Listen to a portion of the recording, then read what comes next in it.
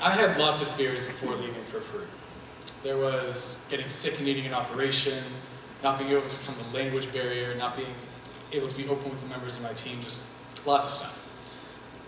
But I would say that my biggest fear before leaving was going there and not having a truly life-changing experience. There were so many life-changing experiences that I got to experience when I was down there. Every second of that trip, every event that happened, even nearly getting heat stroke, God showed up in my life. And he showed me that he is a God who loves, a God who is in everything, and a God who never forgets anyone. So our very first full day down there was a Sunday. And we weren't going to work on the church that day. Instead, we were going to attend a baptism in the morning and then attend the church service in the afternoon. So we wake up that morning, but this is like no other morning I've ever experienced. I was ridiculously excited and suffering from adrenaline rush.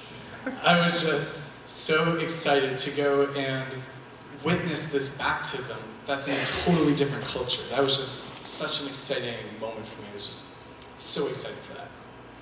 So we get to the beach, and there's two ladies there prepared to get baptized. But the whole ceremony is performed in Spanish, so none of us really had any idea what's going on. Until Mike, who was someone from Extreme Response, translated a bit of what they were saying.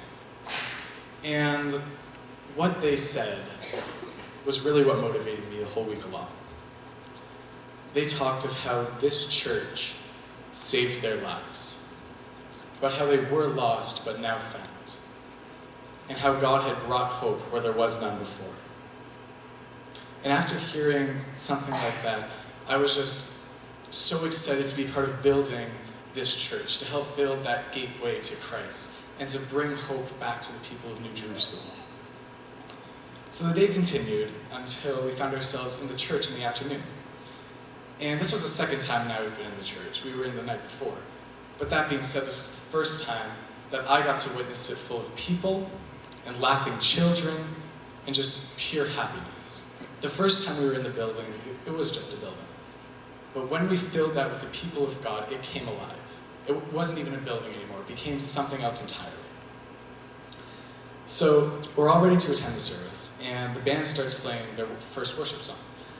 But again, it's all in Spanish, so we're not able to follow along. So in the midst of one of the songs, I look around the congregation, and I see all my friends, and we're all humming the tune or clapping to the beat, or just trying to do something, just anything, so that we could participate in something. But then as I kept looking, I noticed all the people who attend the church on a regular basis. And in them, I saw the joy of God. Every single one of them held nothing back in their worship. They had their lives saved from God, and they didn't care who knew it. They would sing as loudly as they could with their arms up in the air, and they would sing their hearts out to God. And never before had I seen a group of people who were so thankful. And in a moment, I would find out why. The band up front had started playing a song. And at first I recognized the tune, but I just couldn't put my finger on what song it was. But when it hit me so hard. The band had started playing the song, "Open the Eyes of My Heart, Lord." And the second that I realized it was that song, I burst out into tears, crying to God. I stood up and sang as loudly as I could and raised my arms up in the air. And it was like in that moment, God was right beside me. And he had opened my eyes. And he had shown me in that moment what these people had that made them so thankful. I mean, they come from a life where they have little food, lack of water, poor shelter, education, job. It's just not there. Stuff doesn't go their way. What could they possibly have to be thankful for? But when they came into this church, all of that went out the window.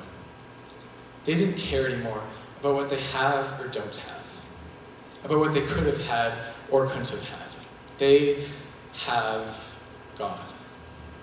And that was good enough for them. They found everything in God, and they taught me the most important lesson of my life that day.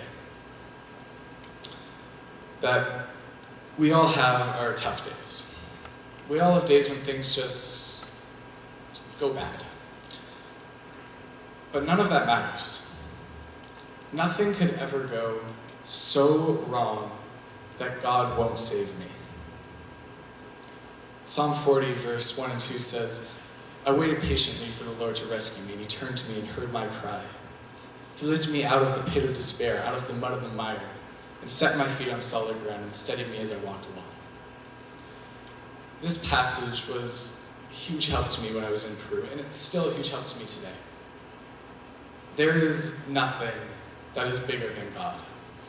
There is nothing that he won't save me from. There's nothing he can't and won't save me from.